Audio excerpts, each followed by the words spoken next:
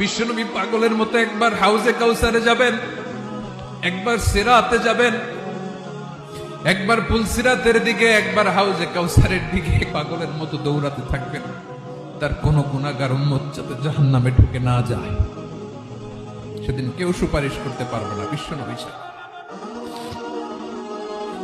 এজন্য 5 নম্বর আল্লাহ বললেন, মান যাল্লাযী ইয়াশফাউ ইনদাহু ইল্লা বিইযনিহি।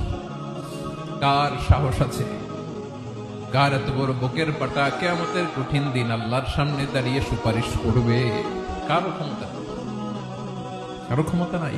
বিশ্বনবী সেদিন সিজদায় পড়ে উম্মতের জন্য কাঁদবেন, সবাই কাঁদবে, নফসি নফসি, আল্লাহ আমারে বাঁচাও, আল্লাহ আমারে বাঁচাও। বিশ্বনবী বলবেন, উম্মতি উম্মতি।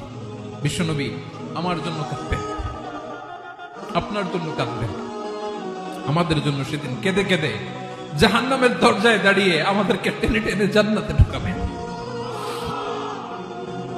এজন্য এই বিশ্বনবীর ভালোবাসা যেন আমাদের হৃদয়ে ভরপুর থাকে। আমার ভাইয়েরা, প্রতি শুক্রবার বিশ্বনবীর উপরে বেশি বেশি যেন আমরা দুরূদ পড়ি। আমরা যখন বিশ্বনবীর সালাম দেই, দুরূদ পড়ি,